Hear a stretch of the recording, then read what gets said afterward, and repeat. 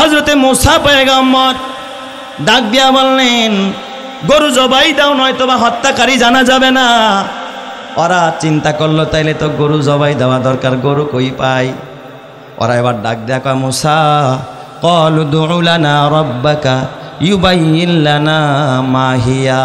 মুসা, তুমি তোমার আল্লাহরে জিজ্ঞাসা করো, আল্লাহ তো একটা গরু জবাই দিতে বলছে, কিন্তু গরুটার বয়স কেমন হবে আল্লাহ তো তা কয় নাই। তুমি একটু আল্লাহরে জিগাও গরুটার বয়স কত হবে। অথচ যে কোনো একটা গরু জবাই দিলেই কিন্তু ঘটনা বের হয়ে যেত। কিন্তু ওরা বনি ইসরাইলরা পেঁচাইতেছে বিষয়টা। মুসলমান, এটাও কিন্তু গরুর হাট, তাই না? এটা গরুর হাট না? আলহামদুলিল্লাহ, আপনাদেরকে তার গরু আমার চিনান লাগবো না, আমার থেকে বেশি চেনেন আপনারা। কত কালারের গরু থাকে, কত বয়সের গরু থাকে। ডাক দিয়া কয়, ক্বালু দুউ লানা রাব্বাকা ইউবাইয়িন লানা মা হিয়া। ও মুসা, গরুটার বয়স কত হবে বলে দাও।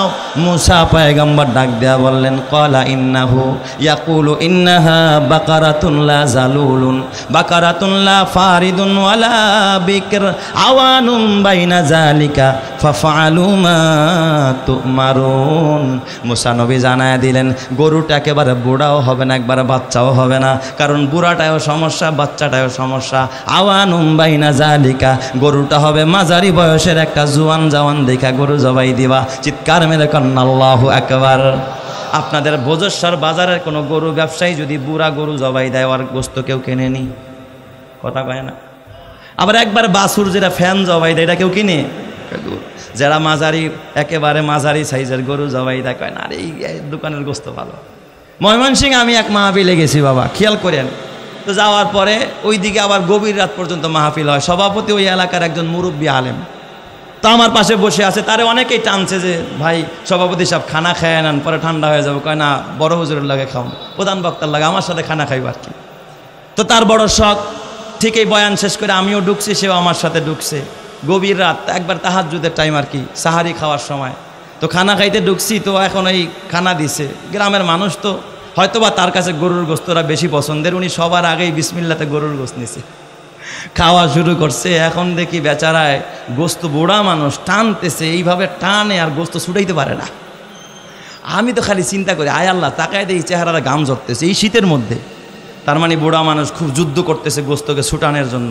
আমি কই আল্লাহ, না জানি যে এইভাবে হ্যাঁচকা টান মারতেছে, কোন ফাঁকে জানি দাঁত দুইটা ছুটটা পড়ে যায় আবার। তো আল্লাহ যা করে, আমি খালি কই এদিক ওদিক টানুক, খালি আমার দিকে না দিলেই হয়। কিছুক্ষণ এমনে টানে, অমনে টানে, আর সহ্য করতে ছুটাইতে পারে না বেচারা, খাইবো কেমনে এই বুড়া গরু আর কি। তো এখন যখন এই হ্যাঁচকা টান মারছে, আমি ছিলাম ডাইন পাশে, খেয়াল করে নাই আর কি। ওই গোস্ত নিয়ে ছুইটা গিয়া পুরো আমারও শুদ্ধ উল্টাই ফেলাই দিচ্ছে। তিনজনে মিয়া কি করেন, কই তুই বুড়া গরুর গোস্ত আনছস কে? ধমকাইতেছে কমিটিরে, বুড়া গরুর গোস্ত মানুষে কেনে, এটি বুড়া মানুষ কোনো কাজেই লাগে না, এইটারে কিনছস কে? এই জন্য যুবকদের দাম আল্লাহর কাছেও বেশি, দুনিয়ার কাছেও বেশি। সুবহানাল্লাহ জোরে কোন সবাই, আরো জোরে কোন আল্লাহু আকবার। তো এখন ওরা মুসা নবীরে জিজ্ঞাসা করে, মুসা ওই বুড়া গরু আনমু না একটা বাচ্চা গরু আনমু? মুসা নবী কয়, লা ফারিদুন ওয়ালা বিকর, কয় বুইরাটাও চলবে না, আবার বাচ্চাটাও চলবে না। আওয়ানুম বাইনা জালিকা, কয় গরুটার বয়স হবে মাঝামাঝি। ফাফআলু মা তুমারুন, আল্লাহ তারা যেই ব্যাপারে আদেশ করা হয়েছে, আদেশ দিয়েছেন, তোমরা তাড়াতাড়ি আদিষ্টত বিষয়কে পালন করো। চিৎকার মেরে কন্না আল্লাহু আকবার। ওরা কয় ঠিক আছে, বয়সটা বুঝলাম। কিটা বুঝলাম? বয়সটা।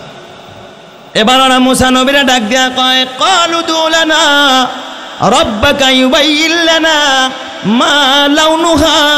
ও মুসা, গরুটার বয়স বুঝলাম, কিন্তু গরুটার কালার বুঝলাম না, কোন কালারের গরু। আমাদের দেশে সাদা গরু আছে, লাল গরু আছে, কালো গরু আছে, নীল গরু আছে। মুসা, তুমি তোমার আল্লাহরে জিজ্ঞাসা করো গরুটার কালার কেমন হবে। বলেন, এটা কি কোনো নাট্যমঞ্চের বানানো কাহিনী শুনাইতেছি আপনাদেরকে, না খোদার কোরআন থেকে সূরাতুল বাকারা থেকে আয়াত পড়তেছি আর অর্থ করতেছি? মুসা, তুমি বলো গরুর কালার কেমন হবে। ও মুসা, কালারটা বলে দাও। অথচ এত কিছু প্রশ্ন না কইরা যে কোনো বয়সের একটা গরু জবাই দিলে সমাধান করে দিতেন কে? কোরআনের সবচেয়ে বড় সূরা সূরাতুল বাকারার ৭২ নং আয়াত পড়েছি। আল্লাহ তাআলা এই আয়াতের মধ্যে একটি গাভীর ঘটনা বর্ণনা করেছে। আর এই ঘটনাটা সম্পৃক্ত হলো পৃথিবীর সবচাইতে কুলাঙ্গার, সবচাইতে অথর্ব, সবচাইতে অভিশপ্ত একটি জাতি, ওই ইসরায়েলি, ওই ইহুদি জাতির ব্যাপারে এই ঘটনাটা সংঘটিত হয়েছে। ঘটনার সূত্রপাত হলো বনি ইসরায়েলের ভিতরে এক ব্যক্তি, খুব সুন্দর, সুঠামদেহী, অর্থনৈতিকভাবেও তিনি ছিলেন সমাজের মধ্যে একজন প্রভাবশালী, কিন্তু তার ছেলে ছিল না, ছিল একটি সুন্দরী মেয়ে।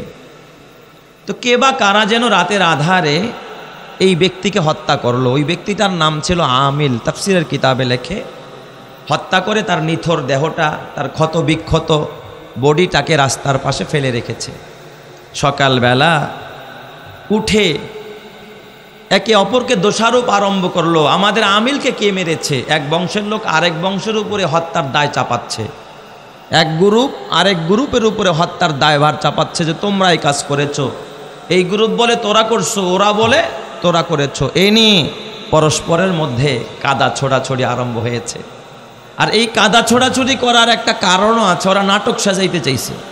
নাটক সাজায়া হত্যাকাণ্ডটাকে একটা ধামাচাপা দিয়ে এটাকে ওরা লুকাইতে চেয়েছে।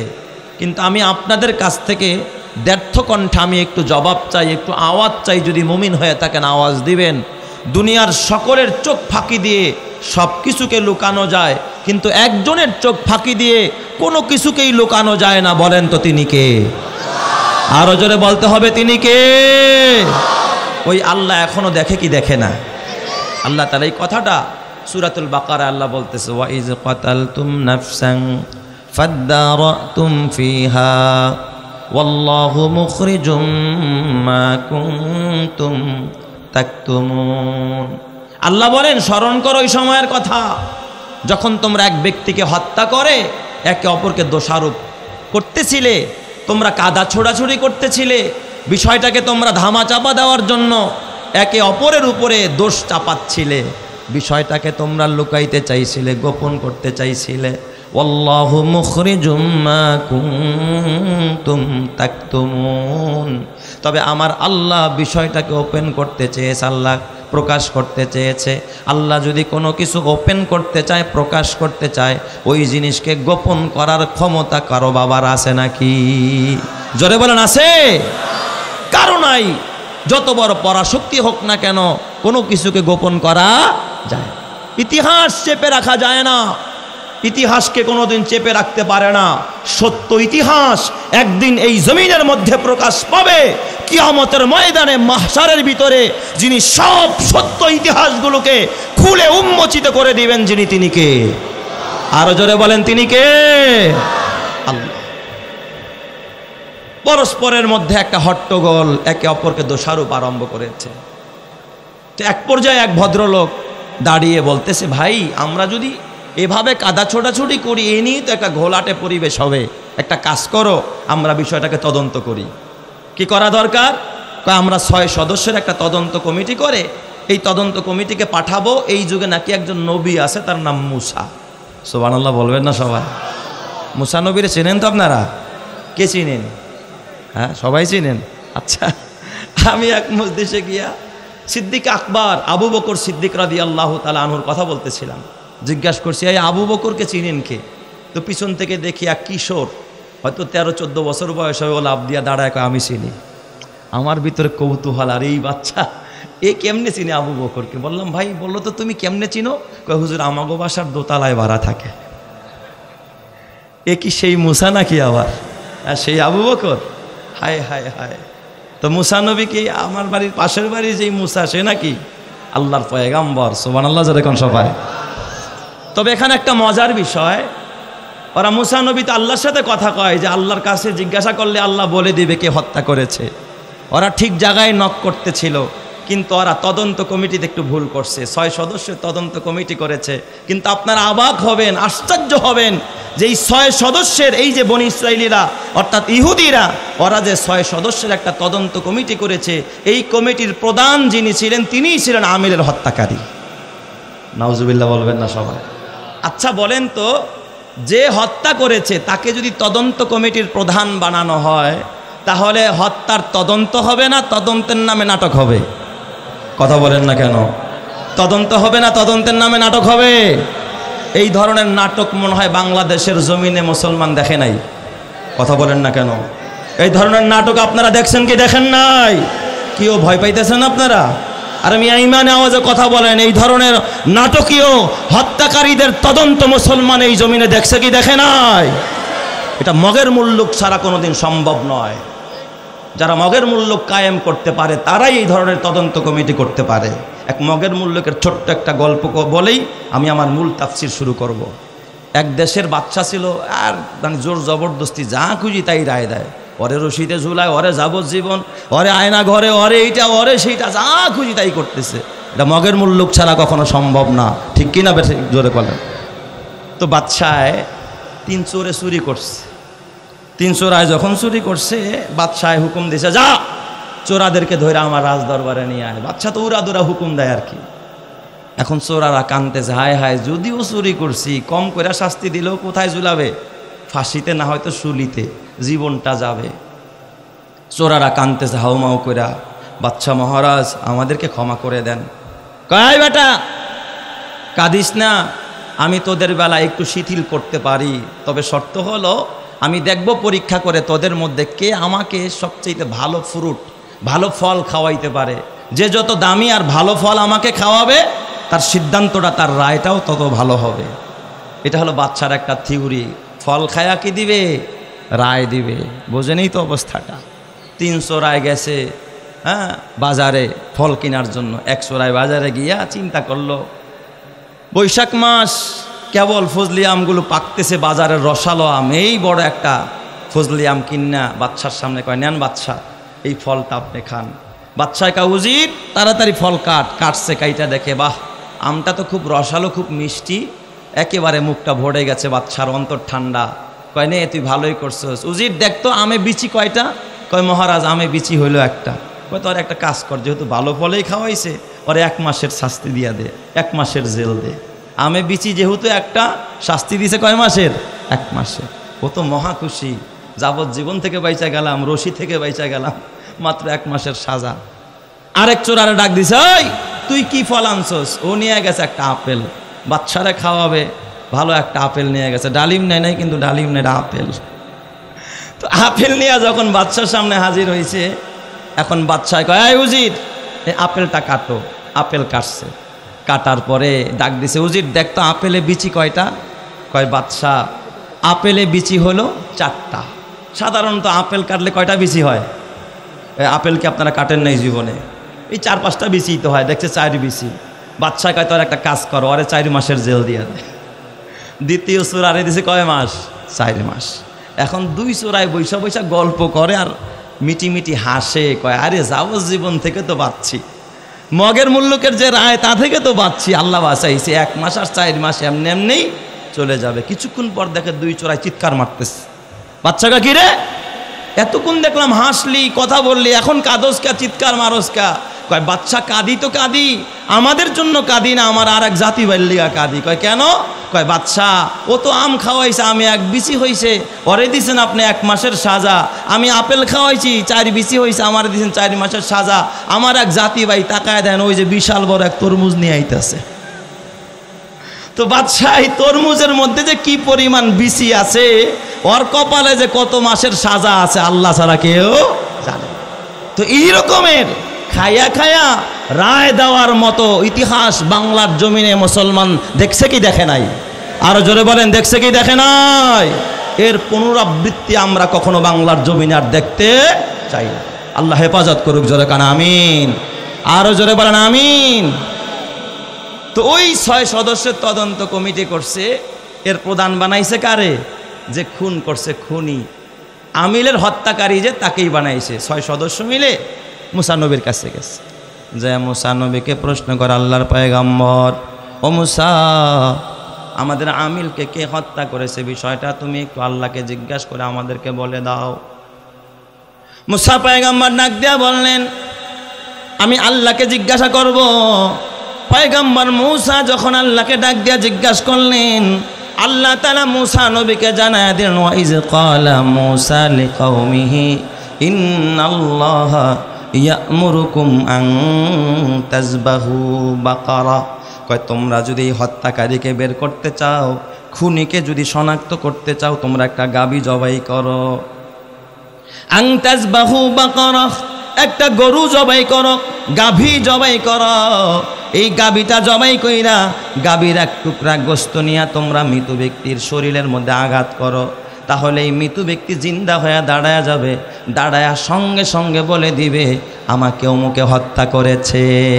বলেন তো মুর্দাকে যিনি জিন্দাকারী তিনি কে? কাদেরে কুদরাতু দারাদা হারচে খাহাদ আকুনাদ, কাদেরে কুদরাতু দারাদ হারচে খাহাদ আকুনাদ, মুর্দারা উ জাবা বখশদ জিন্দারা বে জাকুনাদ, মুর্দারা উ জাবা বখশদ জিন্দারা বে জাকুনাদ। বলেন তো মুর্দাকে জিন্দাকারী যিনি তিনি কে? আল্লাহ ছাড়া মৃতকে জিন্দা করার ক্ষমতা কারো। এই কথা যখন হযরত মুসা নবী বলে দিলেন একটা গাভী জবাই করো, ওরা ডাক দিয়া কয় মুসা কলু আতাত্তাখিজুনা হুজুয়া, ও মুসা তুমি কি আমাকে সাথে মজাক আরম্ভ করলা? এক ভাই এমনিই মারা গেছে, সেই যন্ত্রণায় বাঁচি না, আবার তুমি কেউ গরু জবাই দিতে? তুমি তো ধান গাটার মধ্যে বিয়ার গীত লাগাই দিস। মুসা তুমি তো ঘর পোড়ার মধ্যে আলু পোড়া দিতেছ। এক বাড়িতে আগুন লাগছে, ঘরের ওই চাঙে ছিল আলু, কিছু পোলাপান গেছে এই আগুন নিবাইতে, কিছু গেছে কি খাইতে? আলু পোড়া খাইতে। এরকমের অবস্থা হয় কি হয় না? আমাদের দেশে কিছু দুর্ঘটনার কবলে আহারে আমরা রাস্তাঘাটে, আমি নিজেও দেখেছি অ্যাক্সিডেন্ট করেছে, আহারে কেউ যায় তাকে বাঁচায়, তার কেউ যায় সেলফি তুলতে, সেলফি তুলে একটা পোস্ট দেওয়ার জন্য। ওরাও যদি প্রথমে গিয়ে ওদেরকে বাঁচানোর জন্য সহযোগিতা করত, এই মানুষগুলো মৃত্যুর হাত থেকে বেঁচে যেত। কথা ঠিক কিনা জোরে কর? এই হলো আমাদের মানবতা। তো ডাক দিয়া বলে মুসা এমনি আমাদের এক ভাই মারা গেছে, সেই দুঃখে বাঁচি না, যন্ত্রণায়, আবার তুমি কেউ গরু জবাই দিতে? কলু আতাত্তাখিজুনা হুজুয়া, মুসা তুমি কি আমাদের সাথে ঠাট্টা আরম্ভ করলা নাকি? বিদ্রুপ আরম্ভ করলা নাকি? মজাক ট্রোল আরম্ভ করলা নাকি? মুসা পয়গম্বর ডাক দিয়া বললেন, আল্লাহর পয়গম্বর ডাক দিয়া বলেন ক্বালা আউযু বিল্লাহি আন আকুনা মিনাল জাহিলিন। এই বেটা সাবধান, মুখ সামলে কথা বলবি। ঠাট্টা করা কোনো নবীর কাজ না, পয়গম্বরের কাজ না। ঠাট্টা করা হলো মূর্খদের কাজ, অজ্ঞদের কাজ। যারা মূর্খ, যারা অজ্ঞ, যাদের কাছে ওহির এলেম নাই, তারাই শুধু ঠাট্টা করে, মানুষকে নিয়ে ট্রোল করে, মানুষকে নিয়ে খালি ট্রোল করতে থাকে। আল্লাহওয়ালা যারা, পয়গম্বর যারা, জ্ঞানী যারা, আলেম ওলামা যারা, তারা কোনোদিন মানুষকে নিয়ে কোনোদিন ট্রোল করতে পারে না। কথা ঠিক কিনা? আপনারা অতীতেও দেখেছেন আল্লামা আহমদ শফিকে নিয়েও ট্রোল করেছিল এই দেশের কিছু অথর্ব নাস্তিক মুরতাদেরা, তাদেরকে তিতল হুজুর বলেছিল। আমি কসম দিয়া বলি আল্লামা আহমদ শফি কোনোদিন কাউকে নিয়ে ট্রোল করে নাই, ঠাট্টা বিদ্রুপ করে নাই, জুনায়েদ বাবুনগরী করে নাই, শাইখে চরমনাইরা করে নাই, আল্লাহওয়ালারা করে নাই। এই জমিনে যারা আল্লাহওয়ালাদেরকে নিয়ে ট্রোল করে, যারা আল্লাহওয়ালাদেরকে নিয়ে ঠাট্টা করে, মজাক করে, বুঝতে হবে ওদের জন্মের ঠিক নাই। কথা ঠিক নাই বা ঠিক? যারা কান মুসলমান, জন্মের যদি ঠিক থাকতো আলেম ওলামাদেরকে নিয়ে এইভাবে করে ট্রোল করতে পারত না। ঠিক না বা ঠিক? জোরে কন। কয় তিতুল হুজুর, নাউজুবিল্লাহ জোরে কন সবাই। আমার বাবা, আলেম ওলামারা তোমাদের কাছে ঠাট্টার পাত্র হতে পারে, কিন্তু আলেম ওলামাদের মর্যাদা কার কাছে সবচাইতে বেশি? আরো জোরে বলতে হবে, কার কাছে? ইন্নামা ইয়াখশাল্লাহা মিন ইবাদিহিল উলামা। আল্লাহ বলে জমিনে ওলামায়ে কেরাম সবচাইতে আমি আল্লাহরে বেশি ভয় করে। ওলামায়ে কেরাম পৃথিবীর জমিনে আল্লাহরে বেশি ভয় করে। ওই ওলামায়ে কেরামদেরকে নিয়ে যারা ঠাট্টা করবে, বিদ্রুপ করবে, কসম আল্লাহর, আলেম তোমার মায়ের বিয়ে পড়াইছে, আলেম তোমার বাবাকে, এ বাবা নামাজ শিখাইছে, কোরআন শিখাইছে, এই আলেম তোমার জানাজা পড়বে, তোমারে কবরে নামাবে, তোমার জন্য দোয়া করে, তোমার বিপদ আপদে পাশে থাকে। অতএব আলেমকে শত্রু ভাবা যাবে না, আলেম ওলামাকে বন্ধু ভাবতে হবে। কথা ঠিক কিনা? আলেম ওলামাদেরকে সাপোর্ট করেন, আলেম ওলামাদেরকে মহব্বত করেন, আল্লাহ তাআলা জান্নাতের পথটা দেখায় দিবে। জোরে কোন সুবহানাল্লাহ। মুসা নবীরা ডাক দেয়া কলু আতাত্তাখিজুনা হুজুয়া, ও মুসা তুমি কি ঠাট্টা আরম্ভ করলা? তুমি কেন গরু জবাই দিতে বলতেছ? আসলে কি মুসা নবী ঠাট্টা করছে? আপনাদেরকে ঘুমে ধরছে নাকি? তাহলে আওয়াজ দিয়ে বলেন মুসা নবী কি ঠাট্টা করছে? মুসা নবী কিন্তু ঠাট্টা করে নাই। মুসা নবী ডাক দেয়া কয়, আমি ঠাট্টা করি নাই, বিদ্রুপ করি নাই। ঠাট্টা করা, বিদ্রুপ করা জাহেলদের কাজ, মূর্খদের কাজ। আমি তো পয়গম্বর, আমি কোনোদিন ঠাট্টা করতে পারি না, বিদ্রুপ করতে পারি না। ওরা দেখলো না রে, মুসা তার কথার উপরে অনর আছে, অবিচল আছে। মুসা নবী তার কথার উপরে অনর আছে, অবিচল আছে। ইমানদার বলেন তো তার ইমানের উপর অটল অবিচল থাকে কি থাকে না? আর যাদের ইমান নাই, যারা বেঈমান, সকালে মুমিন, বিকালবেলা আবার কাফের। কথা ঠিক না বেঠিক জোরে কন। এ বাবা, মুসলমান জীবন দিতে পারে, মুসলমান মরতে পারে, মুসলমান রক্ত দিতে পারে, হাত দিবে, পা দিবে, মুসলমান ফাঁসির কাস্টে ঝুলবে, তারপরে মুসলমান কোনোদিন ইমান দিবে না। সাহাবায়ে কেরাম দেয় নাই, নবীরা দেয় নাই, ওলামায়ে কেরাম দেয় নাই। মুসলমান ইমান হারা হয়ে যদি কবরে যাও, জাহান্নাম ছাড়া কোনো গতি থাকবে না। কথা ঠিক কিনা? ইমানের পথে অবিচল থেকে আমার মরণ যেন হয়। ইমানের পথে অবিচল থেকে আমার মরণ যেন হয়। তোমারই কাছে মিনতি আমার, তোমারই কাছে মিনতি আমার, মহামহিম দয়াময়। ইমানের পথে অবিচল থেকে আমার মরণ যেন হয়। ইমানের পথে অবিচল থেকে আমার মরণ যেন হয়। প্রতিদিন মিথ্যের মুখোমুখি হয়, বেদিন ফাসেকেরা করে হইচয়। আজাজিল এসে গোমরাহি সুর গানে করে তুলে মোহময়। ইমানের পথে অবিচল থেকে আমার মরণ যেন হয়। তোমারই কাছে মিনতি আমার, তোমারই কাছে মিনতি আমার, মহামহিম দয়াময়। ইমানের পথে অবিচল থেকে আমার মরণ যেন হয়। ইমানের পথে অবিচল থেকে আমার মরণ যেন হয়। আল্লাহ আমার প্রতিটা ভাই বোনদেরকে তুমি কবুল করো, জোরে কানা আমিন। ইমান নেয়া মরলে জান্নাতি, আর ইমান হারা হয়ে মরলে জাহান্নামী। এ আমার বাবা, ইমানের কত দাম। ওরা মুসা নবীরে কয়, মুসা তুমি গরু জবাই করার কথা কও কেন? এখানে একটা প্রশ্ন হয়, আল্লাহ তো পারতো ডাইরেক্ট নামটা বইলা দিতে যে অমুকে মারছে, আল্লাহ গরু জবাই দিতে কয় কে? প্রশ্ন হয় না? নাকি আল্লাহ জানে না কে মারছে, কে হত্যা করছে, আমিলকে আল্লাহ কি জানে না? আল্লাহ কিন্তু জানে। তাহলে আল্লাহ জানলে ডাইরেক্ট নাম কয় না কেন? আল্লাহ কেন গরু জবাই দিতে কয়? দুই কারণ। তাফসীরের কিতাবের মধ্যে কারণ লেখছে কয়টা? দুইটা। এক নম্বরের কারণ হলো, এখানে মুসা নবী যদি ডাইরেক্ট বলতো আল্লাহর কাছ থেকে যাই না যে এই যে তদন্ত কমিটির প্রধান যে সে এই আমিলরে মারছে, বলেন তো মুসা নবীর কথা বিশ্বাস করতো না? মুসা নবীর বিরুদ্ধে তারা অ্যাকশন নিত? কইতো মুসা একেবারে জাগার মধ্যে শেষ করে দিব, টুস করে দিব, আয়না ঘরে ঢুকাই দিব। এ মুসা মারা চিনোনি? তুমি দেখছো আমি মারছি? ধমক দিত, ঠিক কিনা? বানায় কথা বলো কেন? মুসা বিশ্বাস করতো না। কিন্তু আল্লাহ তাআলা কৌশলে গরুটা জবাই দিয়া গরুর গোস্ত যখন মৃত ব্যক্তির গায়ে লাগাইছে, মুর্দার জিন্দা হয়ে গেছে, দাঁড়ায় বলে অমুক আমারে মারছে। ও কেন? আর বাপ কেন? আর দল কেন? আর 14 গোষ্ঠী অস্বীকার করার মতো ক্ষমতা নাই। কথা ঠিক না বেঠিক জোরে কন? তাহলে বলেন তো সর্বময় সুন্দর কৌশল যিনি অবলম্বন করেন তিনি কে? এটা একটা কারণ। আরেকটা কারণ, এই বনি ইসরায়েলরা গরুর পূজা করত। কিসের পূজা করত? গরুর পূজা করত, গরুর সেজদা দিত। কেন জানেন?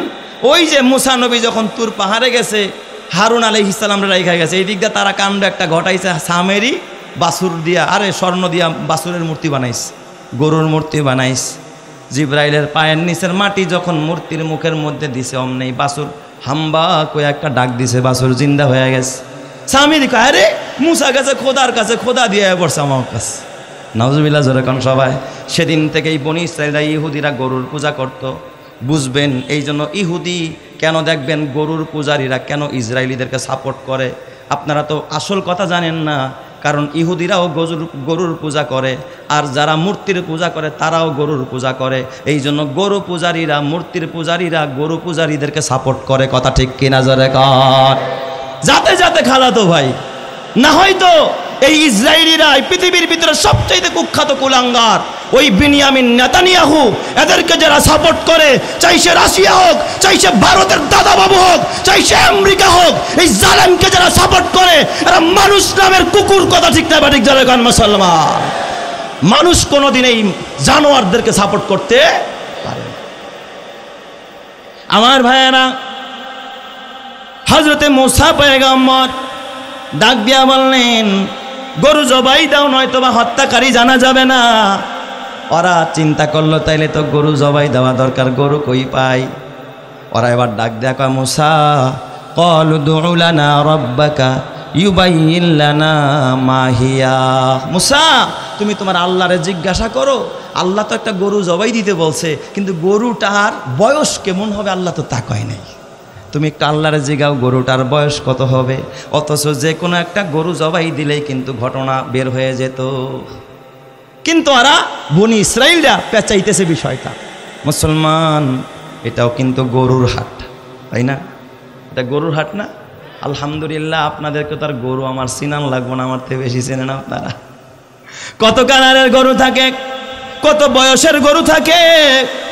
ডাক দিয়া ক্বালু উদউ লানা রাব্বাকা ইউবাইয়িন লানা মা হিয়া। ও মুসা, গরুটার বয়স কত হবে বলে দাও। মুসা পয়গম্বর ডাক দিয়া বললেন ক্বালা ইন্নাহু ইয়াকুলু ইন্নাহা বাকারাতুন লা জালুলুন বাকারাতুন লা ফারিদুন ওয়ালা বিকর আওয়ানুম বাইনা যালিকা ফাফআলু মা তুমারুন। মুসা নবী জানায়া দিলেন গরুটা একেবারে বুড়াও হবে না, একবারে বাচ্চাও হবে না, কারণ বুড়াটাও সমস্যা, বাচ্চাটাও সমস্যা। আওয়ানুম বাইনা যালিকা, গরুটা হবে মাঝারি বয়সের একটা জোয়ান জওয়ান দেখা গরু জবাই দিবা। চিৎকার মেরে কন্না আল্লাহু আকবার। আপনাদের ভোজেশ্বর বাজারের কোনো গরু ব্যবসায়ী যদি বুড়া গরু জবাই দেয়, আর গোস্ত কেউ কেনেনি, কথা কয় না। আবার একবার বাছুর যেটা ফ্যান জবাই দেয় এটা কেউ কিনে। যারা মাঝারি, একেবারে মাঝারি সাইজের গরু জবাই দেয় কয় না আরে এই দোকানের গোস্ত ভালো। ময়মনসিংহে আমি এক মাহফিলে গেছি বাবা, খেয়াল করেন। তো যাওয়ার পরে ওই দিকে আবার গভীর রাত পর্যন্ত মাহফিল হয়। সভাপতি ওই এলাকার একজন মুরব্বী আলেম, তো আমার পাশে বসে আছে। তারে অনেকেই টানছে যে ভাই সভাপতি সাহেব খানা খায় নেন, পরে ঠান্ডা হয়ে যাবে। কয় না, বড় হুজুরের লাগে খাও, প্রধান বক্তার লাগে, আমার সাথে খানা খাইব আর কি। তো তার বড় শখ। ঠিক এই বয়ান শেষ করে আমিও ঢুকছি, সেও আমার সাথে ঢুকছে। গভীর রাত, একবার তাহাজ্জুদের টাইম আর কি, সাহারি খাওয়ার সময়। তো খানা খাইতে ঢুকছি, তো এখন এই খানা দিছে। গ্রামের মানুষ তো হয়তোবা তার কাছে গরুর গোস্তরা বেশি পছন্দের। উনি সবার আগেই বিসমিল্লাতে গরুর গোস্ত নিছে, খাওয়া শুরু করছে। এখন দেখি বেচারায় গোস্ত, বুড়া মানুষ টানতেছে, এইভাবে টানে আর গোস্ত ছুটাইতে পারে না। আমি তো খালি চিন্তা করি আয় আল্লাহ, তাকায় দিয়ে চেহারাটা গাম ঝরতেছে এই শীতের মধ্যে। তার মানে বুড়া মানুষ খুব যুদ্ধ করতেছে গোস্তকে ছুটানোর জন্য। আমি কই আল্লাহ, না জানি যে এইভাবে হ্যাঁচকা টান মারতেছে, কোন ফাঁকে জানি দাঁত দুইটা ছুটটা পড়ে যায় আবার। তো আল্লাহ যা করে, আমি খালি কই এদিক ওদিক টানুক, খালি আমার দিকে না দিলেই হয়। কিছুক্ষণ এমনে টানে, অমনে টানে, আর সহ্য করতে ছুটাইতে পারে না বেচারা, খাইবো কেমনে এই বুড়া গরু আর কি। তো এখন যখন এই হ্যাঁচকা টান মারছে, আমি ছিলাম ডাইন পাশে, খেয়াল করে নাই আর কি। ওই গোস্ত নিয়ে ছুইটা গিয়া পুরো আমারও শুদ্ধ উল্টাই ফেলাই দিচ্ছে। তিনজনে মিয়া কি করেন, কই তুই বুড়া গরুর গোস্ত আনছস কে? ধমকাইতেছে কমিটিরে, বুড়া গরুর গোস্ত মানুষে কেনে, এটি বুড়া মানুষ কোনো কাজেই লাগে না, এইটারে কিনছস কে? এই জন্য যুবকদের দাম আল্লাহর কাছেও বেশি, দুনিয়ার কাছেও বেশি। সুবহানাল্লাহ জোরে কোন সবাই, আরো জোরে কোন আল্লাহু আকবার। তো এখন ওরা মুসা নবীরে জিজ্ঞাসা করে, মুসা ওই বুড়া গরু আনমু না একটা বাচ্চা গরু আনমু? মুসা নবী কয় লা ফারিদুন ওয়ালা বিকর, কয় বুইরাটাও চলবে না আবার বাচ্চাটাও চলবে না।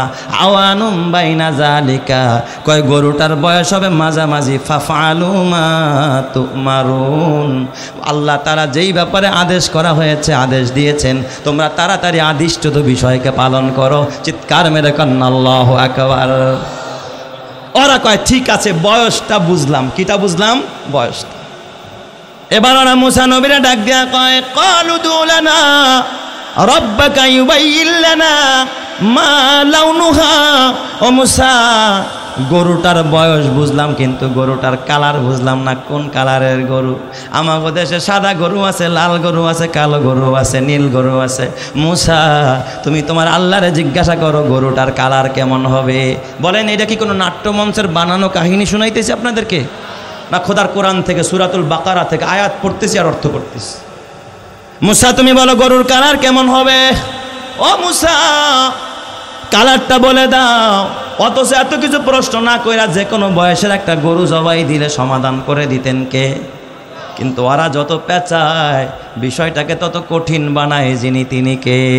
আল্লাহ। এই জন্য বেশি পেঁচানোও কি না ভালো, সহজ করবেন, বেশি প্রশ্ন করাও ভালো না। উত্তরবঙ্গের এক মাহফিলে গেছি, তো আমার সাথে দেখা করার জন্য বিভিন্ন লোক আসে। এলাকার একজন মাতুব্বর টাইপের লোক আইসা পাশে বসছে, খালি প্রশ্ন করে আমার জায়গায় কোথায় কি করছেন ডিটেলস। এক পর্যায়ে আমার জায়গায় হুজুর আপনার শ্বশুর বাড়ি কোথায়? আমার বাড়ি দক্ষিণবঙ্গে, হার বাড়ি উত্তরবঙ্গে, আমার শ্বশুর বাড়ি কোথায়? এটা হেজি গাইতেছে। বলেন এর মধ্যে কি ফায়দা আছে? আমি কই কে আমার শালি বিয়ে করবেন নাকি? যখন এই কথা কইছে আর প্রশ্ন করেন, বলেন এই প্রশ্ন করার মধ্যে কোনো ফায়দা আছে? হ্যাঁ, এই জন্য অতিরিক্ত এক্সট্রা প্রশ্ন করা ভালো না। তবে হুসনুস সুয়াল নিসফুল ইলম, প্রশ্ন যদি ভালো হয়, জ্ঞানীর মতো প্রশ্ন হয়, এর মধ্যে আল্লাহ তাআলা অর্ধেক জ্ঞান দিয়া দিছে। সুবহানাল্লাহ জোরে কোন সবাই, আরো জোরে কোন আল্লাহু আকবার। ওরা কয় মুসা, গরু তো জবাই দিতে কইলা, বয়সটা বুঝলাম কিন্তু কালারটা তো বুঝলাম না, কোন কালারের গরুটা জবাই দিব? হাটবার দিন কত কালারের গরু উঠে, কোনটা কিনবো, কোনটা দিলে হবে, কোনটা দিলে হবে না, তুমি একটু খালি কালারটা কয়ে দাও। আল্লাহ তাআলার কাছে মুসা পয়গম্বর জিজ্ঞাসা, আপনাদের কষ্ট হইতেছে, আমি কি শেষ করে দেব? হ্যাঁ, আপনারা খুশি না বেজার? এই যে আমাদের অতিথি সাহেব, এত বড় দামি মানুষ, ব্যস্ত মানুষ, আল্লাহ তাআলা আমার ভাইকে, বহুবার তার নাম শুনেছি আমি ঢাকা মিরপুর পল্লবীতে থাকতে। এর আগেও ওই যে মরহুম আরঙ্গ সাহেব আমার ওখানে গিয়েছিলেন, আমার মসজিদেও গিয়েছিলেন। তো আমার ভাইয়ের নাম আমি অনেকবার শুনেছি, কিন্তু কখনো ওইভাবে আমার সাথে সাক্ষাৎ হয় নাই। তো আমার ভাইয়ের সাথে সাক্ষাৎটা হয়েছে। আল্লাহ তাআলা যেমন তার চেহারা এবং তার শুরুতে আইসা যে সিনারিটা, তার যে আচরণটা আমি দেখলাম, অনেকে তো উইঠাই মানে এইটা কেন ওইটা কেন, বাস পুরা উল্টায় পাল্টায় না। আমার ভাইকে আল্লাহ তাআলা যে একটা হুসনে আখলাক, হুসনে চরিত্র, শরীফ এবং ভদ্রতা তাকে দান করেছে, আল্লাহ যেন এই মাটি ও মানুষের জন্য আমার ভাইরে কবুল করে। সবাই বলে আমিন। আমরণ যেন এই মানুষের খেদমত করে যেতে পারে, আল্লাহ কবুল করুক। সবাই বলে আমিন। আরো জোরে বলেন আমিন। আমার ভাইয়ারা, ভদ্র মানুষ যারা, ভদ্রতা তো গায়ে লেখা থাকে না, কি বলেন, লেখা থাকে। আল্লাহ তাআলা যেন আমার ভাই সহ, তার কর্মী বাহিনী সহ, এলাকার প্রত্যেকটা নাগরিককে, এই বাজার কমিটি সহ, এই মাহফিলের যিনি সভাপতি, মাদ্রাসারও যিনি সভাপতি, ওনার কথাও শুনেছি, বড় ভালো মানুষ, বড্ড ভালো মানুষ। আল্লাহ তাআলা এই সমস্ত মানুষগুলোকে বেশি বেশি জনগণের পাশে থেকে সেবা করার, খেদমত করার সুযোগ করে দেন। সকলেই বলে আমিন। আর একটু জোরে বলে আমিন। যারা আল্লাহর পথে চলে, আল্লাহর পথে লড়ে, এদেরকে কবুল করেন যিনি, তিনি কে? আমার ভাই এই যে দীর্ঘ সময় আমাদের মাঝে কাটাচ্ছেন, কিয়ামতের ময়দানে আল্লাহ যদি জিজ্ঞাসা করে, অন্তত এই বলতে যদি, আল্লাহ আমি বসে বসে কোরআনের তাফসির শুনেছিলাম, হতে পারে ইখলাসের সাথে যদি হয়, এই একটা তাফসির, এই কোরআনের একটা আয়াতের মহব্বত আল্লাহ জান্নাত দিতে পারে। আল্লাহ পারে কি পারে না? জোরে কান, আরো জোরে কান, পারে কি পারে না? আল্লাহ তাআলা আমার ভাইকে যেন জান্নাতীদের কাফেলায় কবুল করে। সবাই বলে আমিন। আর একটু জোরে বলে আমিন। আমার ভাইয়ারা, ওরা ডাক দিয়া কয় মুসা, গরুর বয়সটা বললা কিন্তু কালারটা তো বললা না, কালারটা কেমন হবে? মুসা পয়গম্বর ডাক দিয়া বললেন, ক্বালা ইন্নাহু ইয়াকুলু ইন্নাহা বাকারাতুন, কয় শোনো, ওই গরুটা এমন একটা গরু হবে, বাকারাতুন সাফরা, তার কালারটা হবে হলুদ, ফাকিউল লাউনুহা তাসুরুন নাযিরিন। আল্লাহ তাআলা ডাক দিয়া কয়, ও মুসা, তুমি এই কওমের লোকরে জানায়া দাও, সাদা কালারের গরু হলে হবে না, কালো কালারেরটা হবে না, লাল কালারেরটা হবে না, গাঢ় হলুদ কালার। সুবহানাল্লাহ জোরে কোন সবাই। এ আমার বাবা, আমি তো আমার বাড়িও গ্রামে বাড়ি আছে, আমার পূর্বসূরীদেরকে দেখেছি গরু লালন পালন করতো, সাদা গরু দেখেছি, কালো দেখেছি, লাল গরু দেখেছি। আমার জীবনে গাঢ় হলুদ কালারের গরু আমি খুব কম দেখেছি। আপনারা কি কেউ গাঢ় হলুদ কালারের গরু দেখছেননি? পুরা বাজারটা খুঁজবেন হাটবার দিন গরুর হাটে আইসা, গাঢ় হলুদ কালারের গরু সাধারণত কম পাওয়া যায়। আল্লাহ তাআলা যেহেতু কালার বলেছেন, যেটা সবচাইতে আনকমন, এমন একটা আনকমন কালার আল্লাহ বলে দিয়েছেন। চিৎকার মেরে কন্না আল্লাহু আকবার। আল্লাহ তাআলা বললেন ফাকিউল লাউনুহা তাসুররুন নাজিরিন, আর এই কালারটা এত সুন্দর হবে যেই দেখবে সে আনন্দিত হবে। দর্শক দেখলেই কব সুবহানাল্লাহ, একটা কালারই মাশাআল্লাহ। সুবহানাল্লাহ জোরে কোন সবাই। তার মানে আপনাদের ভাষায় যেটাকে বলা হয় যে দেখবে সেই ক্রাশ খায়া যাবে। আছে না কিছু কিছু সুন্দর দেখবেন, ছেলেদেরও কিছু সুন্দর যাচ্ছে, মেয়েদেরও কিছু সুন্দর যাচ্ছে। আল্লাহর সৃষ্টি, আল্লাহর মাখলুকের এই বৈচিত্র্যতার মাঝেও, রংধনুর 7 রঙের মাঝেও আল্লাহ যে সৌন্দর্য রেখেছেন, কিছু মানুষ ক্রাশ খায়, আল্লাহ ইস, আল্লাহ তোমার কি কুদরত দিয়ে বানাইছো, এত সুন্দর। সুবহানাল্লাহ জোরে কান সবাই। আল্লাহ যেন বর্ণনা করতে চায় তাসুররুন নাজিরিন, এই গরুর দিকে যে তাকাবে সেই আনন্দিত হয়ে যাবে যে এত সুন্দর একটা গরু হয়। সুবহানাল্লাহ জোরে কোন সবাই। ওরা এবার ডাক দিয়া কয় ক্বালু দুলানা রাব্বাকা ইউবাইয়িন লানা মা হিয়া ও মুসা। বুঝলাম গরুটার বয়স বললা, গরুটার কালারও বললা, ও মুসা তুমি এবার আমাদেরকে বলো গরুটার ধরন কেমন হবে। কারণ গরু তো বিভিন্ন কোয়ালিটির গরু হয়। কিছু গরু হয় যেগুলো দিয়া মালিক কোনো কাজ করে না, কোরবানিতে বিক্রি করে। কোরবানিতে যেই গরুগুলো বাজারে বিক্রি করে কোরবানি দেওয়ার জন্য, এই গরু দিয়া কি মালিক হাল বায় নাকি, পানির সেচ দেয় নাকি? এই গরু দিয়া কোনো কাজ করায় না। আবার কিছু গরু আছে মালিক হাল বায়, যেই গরু দিয়া মালিক পানির সেচ দেয়। কিছু গরু আছে ধান মাড়ায়, কিছু গরু আছে যেইগুলো দিয়া মালিক ঘাইনের মেশিনে চালায়, পানির চরখা ঘুরায়, গরুর গাড়ি চালায়। আছে না নাই? মুসা বলো গরুর ধরনটা কেমন হবে। ওয়া ইন্নাল বাকারা তাশাবাহা আলাইনা, ও মুসা গরুর দিকে তাকাইলে আমাদের সন্দেহ লাগে, সংশয় লাগে, কোন গরুটা জবাই দিমু। ওয়া ইন্না ইনশাআল্লাহু লামুতাদুন, এই বিষয়টা যদি পরিষ্কার করে দাও তাহলে বিষয়টা আমাদের সামনে ক্লিয়ার হয়ে যাবে। চিৎকার মেরে কন্না আল্লাহু আকবার। আমার ভাইয়েরা, আপনাদের কাছে জানতে চাই, গরুর এই রকমের বিভিন্ন কোয়ালিটির গরু সমাজে আছে না নাই? আছে না? দেখবেন কিছু গরু দিয়ে তো হাল বাইতে বাইতে ওই গরুর 12টা বাজায় ফেলায় মালিক। এখন তো আপনারা হাল চাষ বন্ধ করেছেন। আজ থেকে 20 বছর, 30 বছর, 50 বছর আগে এই পাড়ায় মহল্লায় মানুষ হাল বাইতো কিনা গরু দিয়া? এই মুরব্বীরা বলেন বাইতেন না? এখানে অনেক বাবারা আছেন যারা গরুর লাঙল দিয়া কি বাইতেন? হাল বাইতেন। আছেন না এখানে? এখানে অনেকে আছে, আমি হাত তুলে কাউকে ছোট করতে চাই না, আছে অনেকেই প্র্যাকটিক্যালে সাক্ষী দিতে পারবে এখানে। তাহলে ওই গরু হবে না? কিছু গরু আছে দেখবেন কোরবানির আগে আগে মালিক খাওয়ায়ও ভালো, এরপরে তাকে ফ্যানের নিচে রাখে। কোরবানির গরুগুলোরে কিসের নিচে রাখে? ফ্যানের নিচে আলাদা মশারি দেয়, ওরে শ্যাম্পু দিয়া গোসল করে। এই যে ঢাকার অ্যাগ্রো ফার্ম যেটা বন্ধ করে দিয়েছে, এই অ্যাগ্রো ফার্মের সেখানে নাকি শুনছি শীতাতপ নিয়ন্ত্রিত গরু ছাগল এক একটার দাম হাঁকায় 40 লাখ 50 লাখ, এগুলো এসির মধ্যে রাখে। তো এই গরু যখন বাজারে গাবতলি উঠায়, তারপরে বিভিন্ন ডিউসিসে উঠায়, বিভিন্ন হাটে উঠায়, উত্তরার হাটে উঠায়, এই গরুর নাম দেয় রাজা বাবু। এটার নাম দেয় কি? রাজা বাবু। ওই সমস্ত গরু কি আপনাকে ওই গরুর হাটে ওঠে নাকি? ওই সব গরু এই সমস্ত হাটে ওঠে না, ওটার নাম দেয় রাজা বাবু। গত বছর আমার একজন কয় হুজুর অমুকে দিয়ে যে তাহেরিরে কোরবানি করছে। আমি কই কস কি তাহেরিরে কোরবানি করছে? কয় হুজুর যেই গরুটা কিনছে এই গরুটার নাম মালিকে দিছে তাহেরি। ঠিক না ভাই? ঠিক। গরুর নাম দিছে হিরো আলম। গত বছর এক এরকমের গরুর মালিক, সে গরু নিয়ে হাটে গেছে, গরুর নাম কি দিছে? হিরো আলম। আর একজনের গরুর নাম দিছে সাকিব খান। হায় হায় হায়, এই গরুই মরা ধরা গরু না, এই গরু দেখতেও যেমন চমৎকার, এই গরুর দামেও কি তেমন আকর্ষণ। সুবহানাল্লাহ জোরে কোন সবাই। ওরা ডাক দেখা মুসা ওয়া ইন্নাল বাকারা তাশাবাহা আলাইনা ওয়া ইন্না ইনশাআল্লাহু লামুহতাদুন। এই বিষয়টা বলে দাও, তাইলে এই বিষয়টা আমাদের কাছে পরিষ্কার হয়ে যাবে। খালি বলো গরুটার কোয়ালিটি কেমন হবে। মুসা পয়গম্বর ডাক দিয়া বললেন ক্বালা ইন্নাহু ইয়াকুলু ইন্নাহা বাকারাতুন লা জালুলুন তুসিরুল আরদা ওয়ালা তাসকিল হারসা মুসাল্লামাতুন লা শিয়াতা ফিহা। মুসা নবী ডাক দিয়া আল্লাহকে জিজ্ঞাসা করেছে, আল্লাহ বলে দিয়েছে গরুটা হবে এমন একটা গরু যেই গরু দিয়া মালিক কখনো হাল বায় নাই, যেই গরু দিয়া পানি সেচ দেয় নাই, যেই গরু দিয়া কখনো ধান মাড়ায় নাই, যেই গরু দিয়া কখনো গরুর গাড়ি চালায় নাই। মুসাল্লামাতুন, যেই গরুটা হবে একেবারে সুস্থ সবল, লা শিয়াতা ফিহা, যেই গরুর কালারের মধ্যে কোনো ডিসকালার থাকবে না, স্পট থাকবে না, দাগ থাকবে না, কোনো পায়েও ঘা থাকবে না, ঘাড়েও কোনো ঘা থাকবে না। মুসাল্লামাতুন লা শিয়াতা ফিহা। ওরা তখন ডাক দেয়া ক্বালুল আনা জিতা বিল হক। মুসা, এতক্ষণে না তুমি গরুর একটা সুন্দর বিবরণ দিয়েছ। চিৎকার মেরে কন্না আল্লাহু আকবার। আপনারা বলেন তো এই কালারের গরু জমিনের মধ্যে আছে না নাই? কথা কয় না? আছে, তবে ওয়ান পিস। কয় পিস?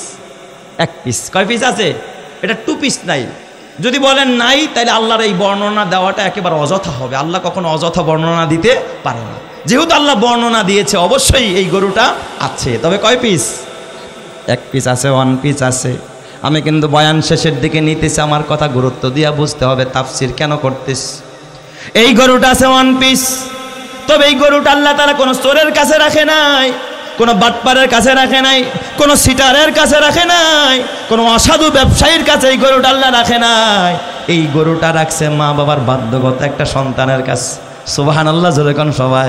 যেই সন্তানটা মাকে খুশি করেছে, বাবাকে খুশি করেছে, বলেন তো যেই ছেলে মেয়ে মা বাবারে খুশি করে, ওই ছেলের মেয়ের প্রতি যিনি রাজি আর খুশি থাকেন তিনি কে?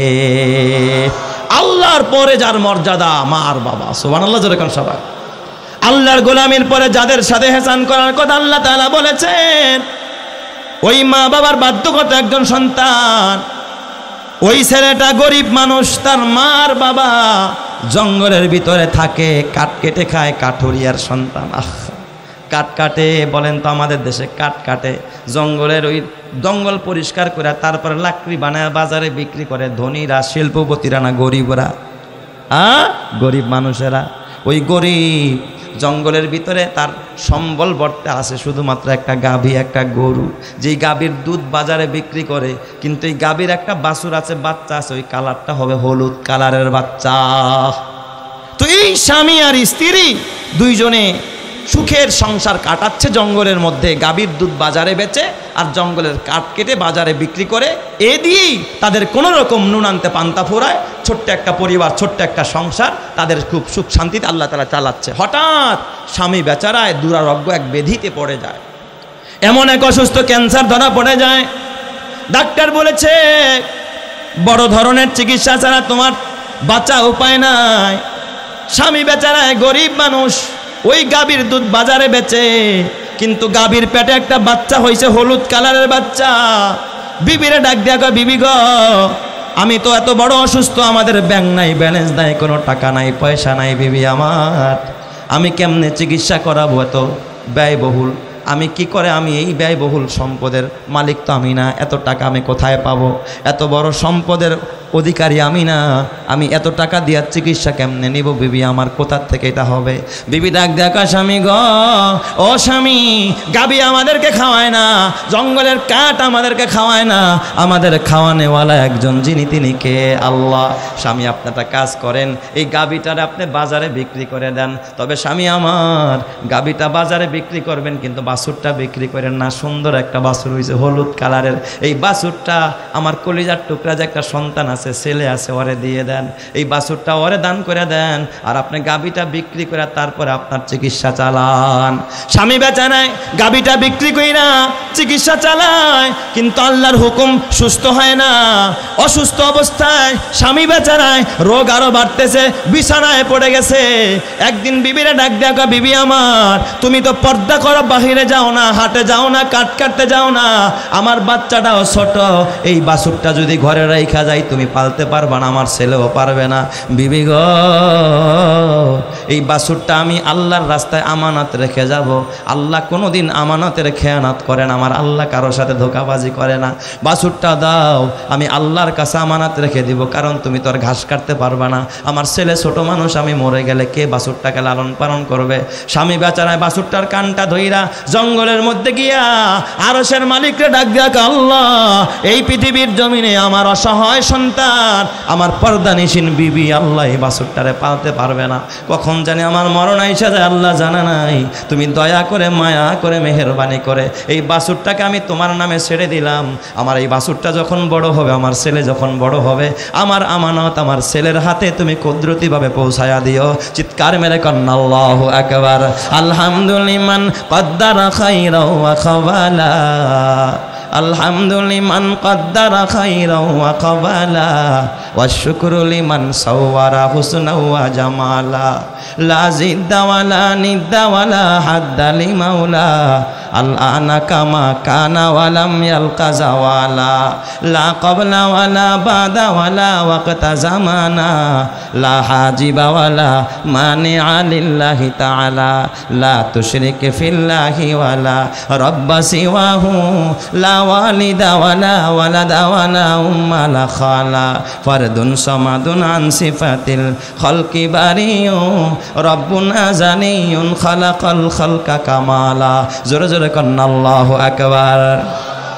স্বামী বেচারায় বাছুরটা ছাইরা দিয়া বাসায় আসতে দেরি, ওই রাতের বেলায় স্বামী বেচারা ইন্তেকাল করে, বিবি আর ওই বাচ্চাটা ছাড়া ফ্যামিলি তার কেউ নাই।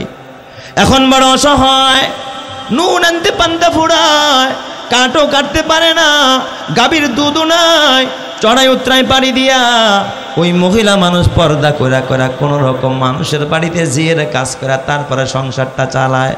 ছেলে যখন আস্তে আস্তে বড় হয়, ডাক দিয়া কয়, মা, মা গো, ও মা, আমি দুনিয়ার সব কষ্ট সহ্য করতে পারি মা, আমি তোমার কষ্ট সহ্য হয় না রে মা।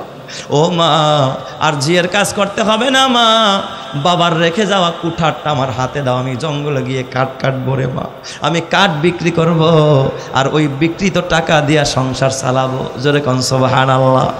ছোট্ট বাচ্চা কিশোর মানুষ এখনো বালেক হয় নাই, জঙ্গলে গিয়া কাঠ কাটে, কাঠ কাইটা বাজারে নিয়ে বিক্রি কইরা সারাদিন পরে যা পায় 1 টাকা 2 টাকা, ওইটা বিক্রি করে আইনা 3 ভাগ করে টাকাটারে, খুব খেয়াল করবেন, গভীর মনোযোগ। 3টা ভাগ কইরা 1 ভাগ টাকা তিনি তার সংসারে খরচ করে, আর 1 ভাগ টাকা আল্লাহর রাস্তায় দান করে দেয়, আর 1 ভাগ টাকা তার মারে হাদিয়া দেয়, মা এই টাকাটা আমি তোমারে হাদিয়া দিলাম। এই ছেলেটা কত ভালো, তার মা বলে আমার ছেলে রাতের সময়টা 3 ভাগ করে, 1 ভাগ সে মায়ের খেদমত করে, আর 1 ভাগ সে ঘুমায়া কাটায়, আর 1 অংশ আর 1 ভাগ সে আল্লাহর কদমে সেজদা দিয়া কাটায়, নামাজ পড়ে কাটায়। সুবহানাল্লাহ। জোরে কোন সবাই। উপার্জনও 3 ভাগে ভাগ করে, রাতের সময়টাও 3 ভাগে ভাগ করে। বলেন তো ছেলেটা নেককার না বদকার? আরো জোরে বলেন, নেককার না বদকার? এমন একটা নেককার সন্তান, এই সন্তান এত কষ্ট কইরা রোদের মাঝে যখন কাট কাটে, মা একদিন ডাক দেয়া কয়, বাবা ও আব্দুল্লাহ, ও বাবা তোমার চেহারাটা তো সুন্দর, কিন্তু বনে কাট কাটলে তোমার চেহারাটা কালো হয়ে যায় রে বাবা, তুমি এত কষ্ট করো, আমি মা সইতে পারি না রে বাবা, এত কষ্ট করতে হবে না। তোর বাবা ইন্তেকালের আগে আমাদের একটা গরুর বাচ্চা ছিল, এই জঙ্গলে আল্লাহর কাছে আমানত রাখছে, বাবা তুই জঙ্গলে যা, আল্লাহরে ডাক দিয়া বলবি, ও ইব্রাহিমের আল্লাহ, ইয়াকুবের আল্লাহ, ইসহাকের আল্লাহ, আমার বাবার রেখে যাওয়া আমানতটা আমারে ফেরত দিয়ে দাও। ওই গাভীর বাচ্চাটা বাসায় আন, তাইলে আশা করি তোর আর আমার ওই গাভীর বাচ্চাটা বিক্রি করলে সংসারটা একটু আনন্দে চলবে। চিৎকার মেরে কন্না আল্লাহু আকবার। ছেলেটা জঙ্গলে গিয়া আল্লাহরে ডাক দিয়া গেল,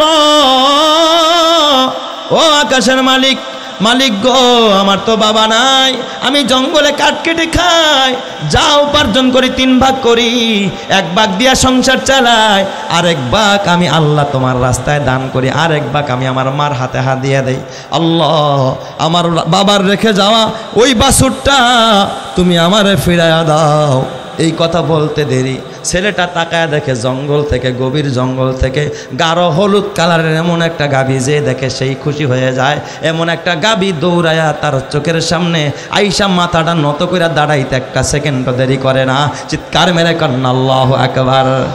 গাভীটা এসে দাঁড়ায় যায়, ছেলেটা গাভীর কানটা ধইরা যখন বাসার দিকে রওনা যায়, কয় মা গো মা, এই যে দেখছো নি বাবার রেখে যাওয়া আমানতটা কত সুন্দর একটা গাভী। মায়ও খুশি হয়ে গেছে।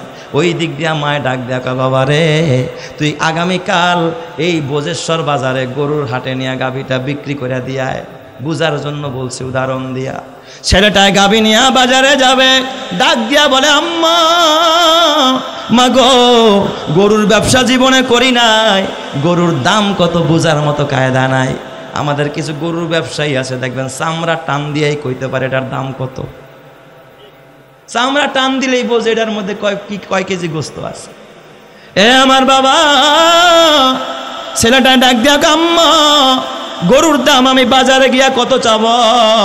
মা ডাক দিয়া, বাবা রে, এই গরুটার দাম তুই বাজারে গিয়া 10 দিরহাম চাবি, তবে খবরদার কাস্টমার রে বলবি মায়ের অনুমতি ছাড়া গাভীটা দিব না।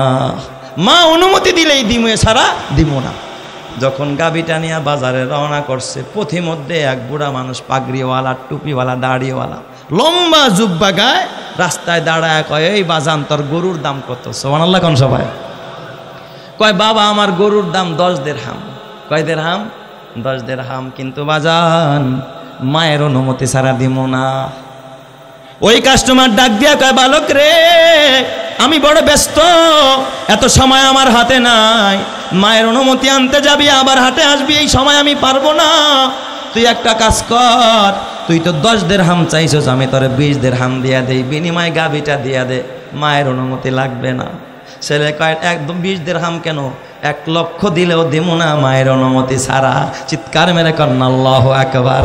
তার মানে ছেলেটা মায়ের বাধ্যগত সন্তান। গাভী নিয়ে বাসায় গিয়ে আম্মা চাইছি 10 দিরহাম, বাজারের কাস্টমার কয় 20 দিরহাম। মায় কয়, বাজান বুঝছি গাভীতে বরকত আছে। সুবহানাল্লাহ যখন সবাই। তাহলে যে আগামীকালকেও হাটে যাবি, তবে খবরদার আজকে কিন্তু 10 দিরহাম চাইস না, আজকে যায় 40 দিরহাম চাইস। সুবহানাল্লাহ যখন সবাই। ছেলেটাই যখন গাভী নিয়ে আবার হাটে যায়, পথিমধ্যে একই কাস্টমার ডাক দিয়া বলে, বাবা রে, তোর গাভীর দাম কত? ডাক দিয়া বলে, বাজান আমার গাভীর দাম 40 দিরহাম, তবে আমার মায়ের অনুমতি ছাড়া আমি গাভীটা দিব না। ওই বুড়া মানুষ একই কাস্টমার ডাক দেখা, বাজান রে, হাতে সময় নাই, আমি 40 না 80 টাকা দিব, 80 দিরহাম দিব, বিনিময়ে মায়ের অনুমতি ছাড়াই গাভীটা আমারে দিয়ে দে। কয় না বাজান, অনুমতি ছাড়া দেওয়া যাবে না। কয় তাইলে বাসায় যা, যায় মারে ডাক দেয়া, কয় মা আজকে 40 দিরহাম চাইলাম, কাস্টমার 80 দিরহাম। কয় মা গাভী তোমার অনুমতি ছাড়া দেই নাই মা, তাইলে কালকে গাভীর দাম কত চাবো? মা শিখায় দেয়, বাবা রে আব্দুল্লাহ, আগামীকাল যখন গাভী নিয়ে বাজারে যাবি, খবরদার রে বাবা, গাভীর দাম চাবি না।